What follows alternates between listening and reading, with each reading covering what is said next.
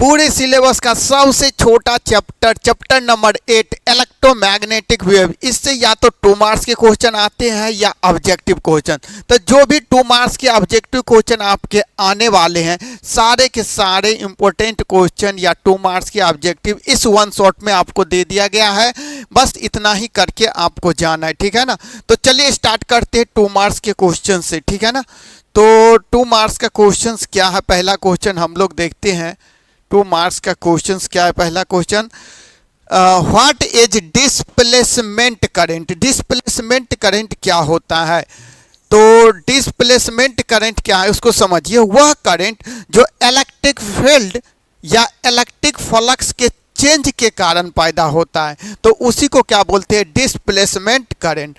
तो कहेंगे current which is produced, current which is produced, which is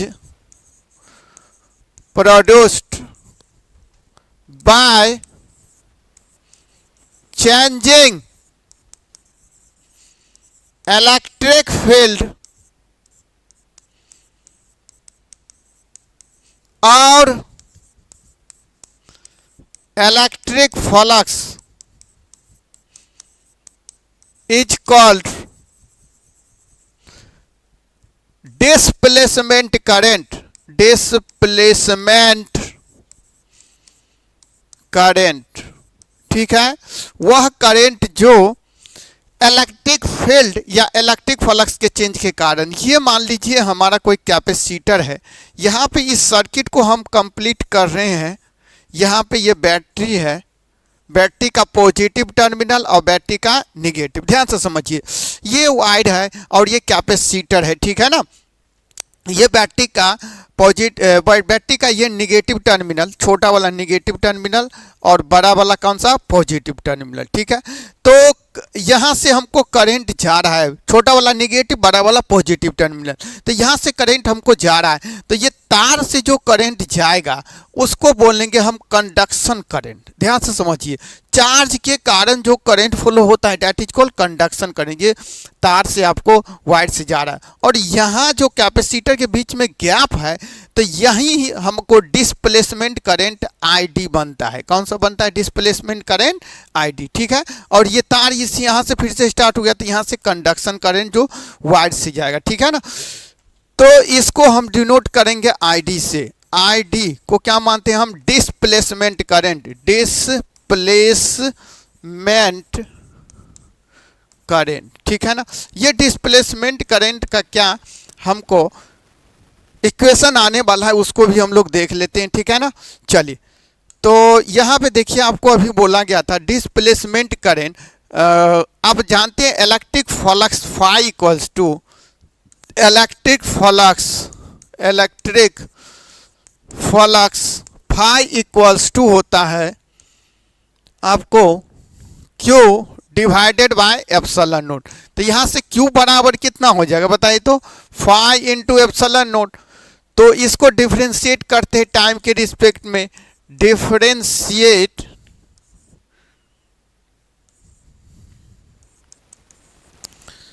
with respect to time, time के respect में differentiate कर दें।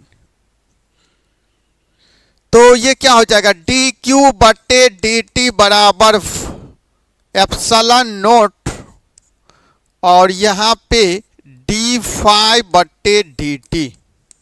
एप्सिलॉन नोट कांस्टेंट है, तो इसी डी क्यू बटे डी टी को यहाँ पे हम करेंगे displacement current I D equals to epsilon naught, और यहाँ पे ये हो जाएगा डी फाई बटे D T.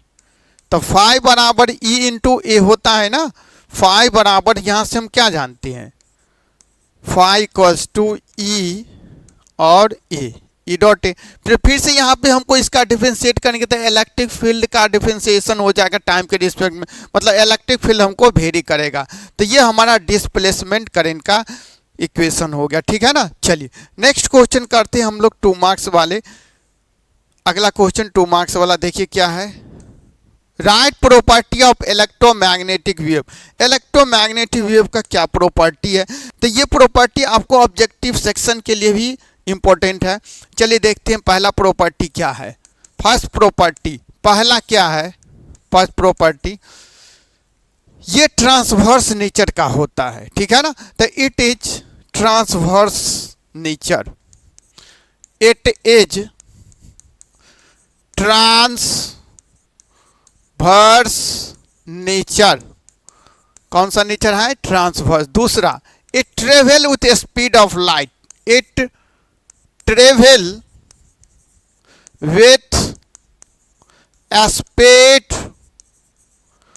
Of light, light के स्पीड से ये चलेगा। तीसरा, इसको चलने के लिए किसी भी मीडियम का जरूरत नहीं पड़ता है, नो एनी मीडियम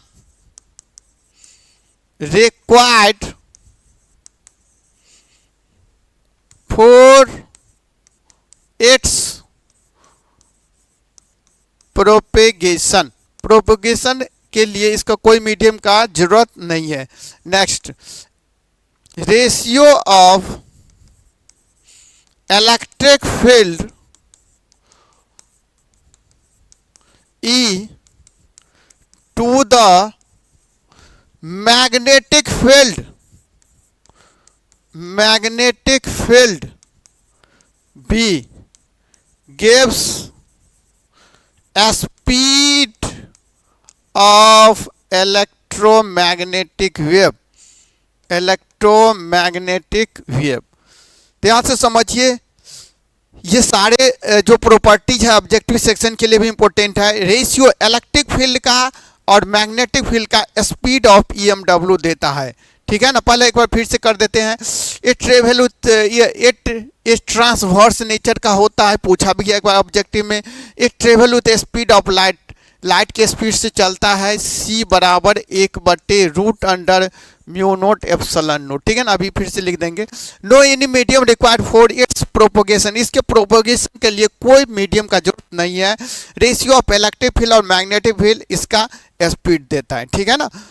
मतलब दो फार्मूला यहाँ पे आपको इम्पोर्टेंट है जिसको देख लेना है। पहला है स्पीड ऑफ इलेक्ट्रोमैग्नेटिक वेव, जिसको C बोलेंगे 1/√अंडर mu naught epsilon naught. Epsilon naught पता है आपको, परमिटिविटी ऑफ फ्री स्पेस या vacuum, permeability of free space या वैक्यूम। चलिए, और दूसरा speed of EMW equals to electric field to the magnetic field, ठीक है ना। चलिए नेक्स्ट क्वेश्चन की तरफ हम लोग आगे बढ़ते हैं। अगला क्वेश्चन नंबर 3 नंबर क्वेश्चन, सारे 2 मार्क्स से जो भी क्वेश्चन आने हैं हम दे दिए हैं, इसके अलावा बिल्कुल आपको नहीं करना है। चलिए, व्हाट इज इलेक्ट्रोमैग्नेटिक वेव, ये इलेक्ट्रोमैग्नेटिक वेव क्या होता है, इलेक्ट्रोमैग्नेटिक वेव क्या होता है। तो अल्टरनेटिंग वेरिएशन इलेक्ट्रिक फील्ड का और मैग्नेटिक फील्ड का क्या देता है हमको, इलेक्ट्रोमैग्नेटिक वेव। तो लिखिए अल्टरनेटिंग वेरिएशन ऑफ, तो जल्दी लिखिए, बढ़े आगे हम लोग। अल्टरनेटिंग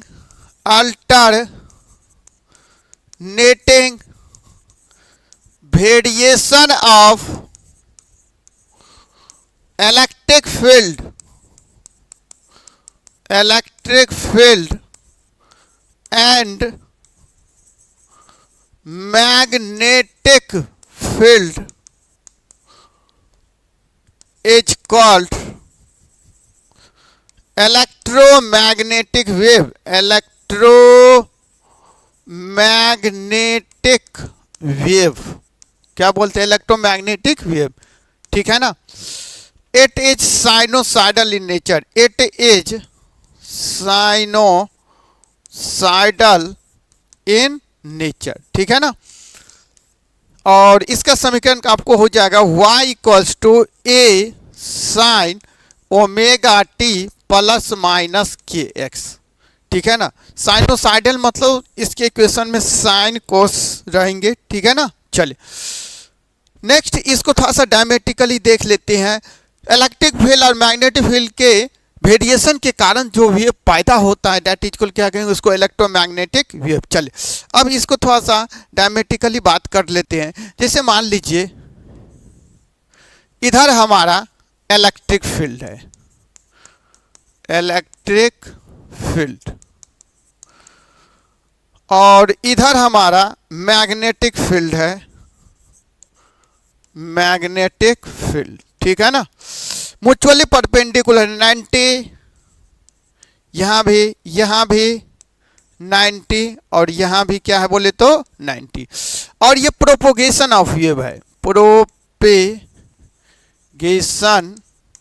ऑफ वेव, ठीक है ना। तो इसमें जो इलेक्ट्रिक फील्ड और मैग्नेटिक फील्ड आपस में परपेंडिकुलर प्रोपोगेट करते रहते हैं, ठीक है, वाइब्रेट करते हैं। तो मान लीजिए ये हमारा इलेक्ट्रिक फील्ड है इस प्रकार से, तो मैग्नेटिक फील्ड इसके परपेंडिकुलर होंगे, मैग्नेटिक फील्ड इसके परपेंडिकुलर होंगे, दोनों आपस में परपेंडिकुलरली वाइब्रेट करता हुआ आगे बढ़ता है। मतलब तीन चीज यहाँ पे परपेंडिकुलर होता है, इलेक्ट्रिक फील्ड का वाइब्रेशन, मैग्नेटिक फील्ड का वाइब्रेशन और प्रोपोगेशन ऑफ वेव, ये तीनों आपस में परपेंडिकुलर होते हैं, ठीक है ना। चलिए नेक्स्ट क्वेश्चन हम लोग आगे बढ़ते हैं। अगला क्वेश्चन क्या है, write property of X ray and laser ray. X ray और लेजर रे का क्या प्रॉपर्टी है, ठीक है ना। तो पहले प्रॉपर्टी हम एक्सरे का, ये क्वेश्चन बार बार पूछा जा रहा है, पहले हम एक्सरे का प्रॉपर्टी लिखते हैं। प्रॉपर्टीज ऑफ एक्सरे, एक्सरे के प्रॉपर्टी के बारे में बात करते हैं। पहला लिखिए, it is used to locate hole inside metal, metal के अंदर में जो होल होते हैं उसको पता करने के लिए। It is used to take picture of bone and fracture part of body, fracture part of body, bone और बॉडी के कहीं फ्रैक्चर हो गए वहाँ पे यूज होता है। तीसरा, इट इज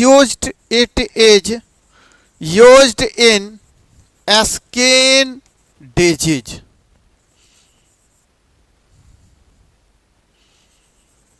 ठीक है ना, it is use in skin disease, ठीक है ना। पहला देखिए, it is locate the hole inside metal. Next, it is use to take picture of bones and fracture part of body. It is use in skin disease, skin disease जो होते हैं वहां पे भी इसका यूज करते हैं, ठीक है ना। चलिए नेक्स्ट क्वेश्चन की तरफ हम लोग बढ़ते हैं। अगला क्वेश्चन नंबर 5। क्वेश्चन नंबर 5 क्या है, right expression for electric field density, energy density and magnetic energy density. ये कोई और इसके रेशियो 1 होता है, उसको भी प्रूफ करना है। आए हुए क्वेश्चंस हैं, ठीक है ना, सारे क्वेश्चन आपके आए हुए हैं या फिर आने वाले हैं, उसी को हम डाले हैं, इसलिए इसको बढ़िया से आप लोग देखिएगा, ठीक है ना। चलिए तो यहाँ पे हम लोग देखते हैं expression for electric energy density. Electric energy density equals to 1/2 epsilon naught E square. Epsilon naught को परमिटिविटी और फ्री स्पेस या वैक्यूम, ई का मतलब इलेक्ट्रिक फील्ड, ठीक है ना। ये हमारा फर्स्ट हो गया, ठीक है। और magnetic field energy, magnetic energy density equals to half या बी स्क्वायर बट्टे 2 म्यू नोट, ठीक है, बी स्क्वायर बटे 2 म्यू नोट। अब इनका बोल रहा है जो कि प्रूफ इसका रेशियो 1 होता है, दोनों का रेशियो 1, तो फर्स्ट डिवाइडेड बाय सेकंड कर दीजिए, तो electric field divided magnetic field, ये क्या होने वाला है देखिए, इनका ratio half epsilon naught E square अब बट्टे बी स्क्वायर बट्टे 2 म्यू नोट। तो यहाँ से 2 और 2 तो कैंसिल हो गया, म्यू नोट सबसे ऊपर था, सबसे नीचे था, ऊपर जाके मल्टीप्लाई हो गया, तो यहाँ से E by B square, E square बटे बी स्क्वायर है ना, और म्यू नोट ऊपर तो एप्सिलॉन नोट से जाके गुना हो गया, तो एप्सिलॉन नोट म्यू नोट। ठीक है, चलिए आगे बढ़िए। अभी आपको हम बोले थे ई बटे B speed of electromagnetic wave, मतलब ई बटे बी के जगह पे हम सी लिख सकते हैं, मतलब सी स्क्वायर, और ये पूरे के बदले क्या लिखते बोले तो सी स्क्वायर इनटू ये तो रहेगा ना एप्सिलॉन नॉट म्यू नॉट। अभी आपको देखे थे सी बराबर लिखे थे हम root under mu naught epsilon naught, तो सी का स्क्वायर है तो रूट हट जाएगा, तो 1/म्यू naught epsilon naught mu naught into epsilon naught mu naught. ये दोनों देखिए आपस में कैंसिल हो जाएंगे, और जब कैंसिल हो जाएंगे तो हमको क्या मिल जाएगा, इसका रेशियो 1। तो यही हमको प्रूफ करना है, ठीक है ना। चलिए आगे बढ़े हम लोग, चलिए अगला क्वेश्चन की तरफ चलते हैं। ये 2 मार्क्स वाले क्वेश्चन से इतने ही क्वेश्चन आपको करने हैं। तो अब हम लोग स्टार्ट करने जा रहे हैं ऑब्जेक्टिव सेक्शन को, ठीक है ना। ऑब्जेक्टिव सेक्शन क्या है देखते हैं हम लोग। पहला ऑब्जेक्टिव पढ़िए। ऑब्जेक्टिव सेक्शन ये है the phase difference between electric and magnetic field in electromagnetic wave. बार बार ये क्वेश्चन पूछा जा रहा है, सारे इंपॉर्टेंट क्वेश्चन आपको लाए हैं। तो देखिए जिस समय वाइब्रेशन इलेक्ट्रिक फील्ड का होता है उसी समय वाइब्रेशन मैग्नेटिक फील्ड का भी होता है इलेक्ट्रोमैग्नेटिक वेव में, तो दोनों का फेज सेम होता है, तो दोनों के फेज का डिफरेंस क्या हो जाएगा जल्दी बताइए तो 0, ठीक है ना। बार बार ये क्वेश्चन पूछा जा रहा है। चलिए नेक्स्ट क्वेश्चन, अगला क्वेश्चन क्या है ध्यान से देखते हैं। The direction of transmission of electromagnetic wave, direction of transmission अभी बोलाए थे दोनों आपस में परपेंडिकुलर होते हैं, ठीक है ना। तो ये पैरेलल किसके हो गए, ई क्रॉस बी, ना ही कि बी क्रॉस ई, नहीं तो ये उल्टा हो जाएगा, तो इसलिए पैरेलल किसके होगा, ई क्रॉस बी। चलिए नेक्स्ट क्वेश्चन की तरफ बढ़ते हैं हम लोग। अगला क्वेश्चन क्या है, which of the following has highest penetration power. Highest penetration power किसका होता है, गामा का होता है, आपको बताया गया था। सबसे ज़्यादा गामा, उसके बाद बीटा, इसके बाद अल्फा। तो ये ऑर्डर भी पूछ लिया गया है और इससे रिलेटेड ये क्वेश्चन भी, ठीक है। चलिए अगला question, next question number 4। Electromagnetic wave can be deflected. Electromagnetic wave पे नेट चार्ज 0 होता है, तो ये ना ही इलेक्ट्रिक फील्ड में डिफ्लेक्ट होगा ना ही मैग्नेटिक फील्ड में डिफ्लेक्ट होगा, तो क्या होगा, नन ऑफ दिस, कहीं भी डिफ्लेक्ट नहीं होगा, ठीक है ना। चलिए नेक्स्ट क्वेश्चन, अगला question number 5। Which of the following is not electromagnetic wave? Electromagnetic wave कौन नहीं है, तो साउंड वेव इलेक्ट्रोमैग्नेटिक वेव नहीं है। चले नेक्स्ट क्वेश्चन की तरफ चलते हैं हम। Question number 6। बीटा रे is fast moving electron. Fast moving electron को ही क्या बोलते हैं हम लोग, बीटा रे। नेक्स्ट क्वेश्चन, अगला क्वेश्चन नंबर 7 क्या है, नेचर ऑफ इलेक्ट्रोमैग्नेटिक वेव। अभी आपको प्रॉपर्टी में लिखाई देना भाई, अब बोले भी थे इसके प्रॉपर्टी ऑब्जेक्टिव सेक्शन के लिए इंपॉर्टेंट है। तो नेचर ऑफ इलेक्ट्रोमैग्नेटिक वेव क्या होता है, ट्रांसवर्स नेचर, ठीक है। चलिए अगला क्वेश्चन की तरफ बढ़ते हैं। Question number 8। Which are the following correct for speed of electron. अभी आपको बताएं सब्जेक्टिव वाले सेक्शन में, जो कि नेचर स्पीड क्या होता है इलेक्ट्रोमैग्नेटिक, सी बराबर ई बाय बी, या इसी को हम क्या बोलेंगे, root under mu naught epsilon naught, ठीक है ना। ये लिख लीजिए, बार बार ये ऑब्जेक्टिव में पूछा जा रहा है, ठीक है। एप्सिलॉन होगा, ई नहीं होगा, ठीक है। चलिए अगला क्वेश्चन नंबर 9। क्वेश्चन नंबर 9 क्या है पढ़िए तो, which of the following electromagnetic radiation as minimum. ये देखिए क्वेश्चन बार बार पूछा जा रहा है, क्या पूछा जा रहा है हम बता देते हैं। किसका मिनिमम वेवलेंथ होता है और किसका मैक्सिमम वेवलेंथ होता है। तो मिनिमम वेवलेंथ की बात करें तो गामा, और मैक्सिमम का बात करें तो रेडियो, अगर रेडियो वेव नहीं है तो माइक्रोवेव, ठीक है ना। Which of the following electromagnetic has minimum wavelength. Minimum किसका होता है, गामा का। चलिए नेक्स्ट अगला क्वेश्चन पढ़ते हम लोग। एक्सेलरेटेड चार्ज, अभी बताए थे सब्जेक्टिव कोर्स पोर्शन में, जो कि भाई एक्सेलरेटेड चार्ज ही तो इलेक्ट्रोमैग्नेटिक वेव को प्रोड्यूस करेगा, ठीक है ना। चलिए नेक्स्ट क्वेश्चन सारे इंपॉर्टेंट क्वेश्चन लाए वही जो आपको पूछे जाएंगे, ठीक है ना। तो इसको ध्यान से आपको करना है। इलेक्ट्रोमैग्नेटिक वेव है, स्पीड कितना होता है 3 इंटू 10 टू द पावर 8, जो स्पीड ऑफ लाइट होता है उसी के स्पीड से चलता है, ठीक है ना। प्रॉपर्टी में अभी ना डिस्कस करे थे हम। तो which of the following electro में हाईएस्ट वेव लेंथ, तो अब ऑप्शन में देखिए हाईएस्ट वेव लेंथ किसका होगा, माइक्रोवेव का, ठीक है ना। अभी हम डिस्कस किए थे आपसे। नेक्स्ट क्वेश्चन अगला 13, ई इलेक्ट्रोमैग्नेटिक वेव, EMW का मतलब इलेक्ट्रोमैग्नेटिक प्रोड्यूस्ड बाय एक्सेलरेटेड और डीएक्सेलरेटेड चार्ज, ठीक है ना। किसके कारण, एक्सेलरेटेड और डीएक्सेलरेटेड चार्ज के कारण पैदा होता है, ठीक है। चलिए नेक्स्ट क्वेश्चन का बात हम लोग करते हैं। The dimension of E by B, देख रहे हैं सारे जो सब्जेक्टिव में हम चर्चा किए हैं वही आ गया है। इलेक्ट्रिक फील्ड बटे मैग्नेटिक फील्ड, ये स्पीड या वेलोसिटी का डायमेंशन देगा। डायमेंशन पूछ रहा है तो स्पीड या किसका बोले तो वेलोसिटी का डायमेंशन। तो यहाँ के ऑप्शन के अनुसार क्या होगा बोले तो वेलोसिटी या स्पीड का डायमेंशन देगा। इसकी बात करें तो कौन सा हो जाएगा, सी ऑप्शन, ठीक है ना। चलिए अगले क्वेश्चन की तरफ बढ़ते हैं हम लोग। सोलर रेडिएशन इलेक्ट्रोमैग्नेटिक वेव होता है तो ये ट्रांसवर्स होगा, ट्रांसवर्स इलेक्ट्रोमैग्नेटिक वेव, ठीक है ना। नेक्स्ट क्वेश्चन, अगला क्वेश्चन की बात करते हैं। 16, the formula of magnetic field density to the for a solenoid. तो अभी तो लिखे थे मैग्नेटिक फील्ड डेंसिटी का formula, magnetic field density B का फॉर्मूला, मैग्नेटिक फील्ड डेंसिटी का फॉर्मूला अभी लिखे थे हम लोग B² बट्टे 2 म्यू नोट लिखे थे ना। तो B² बट्टे 2 म्यू नोट। पढ़े आगे, चलिए अगले क्वेश्चन की तरफ चल रहे हम लोग। नेक्स्ट क्वेश्चन, अगला क्वेश्चन, बस इतने ही क्वेश्चन थे आपके सब्जेक्टिव में, ठीक है, ऑब्जेक्टिव सेक्शन में।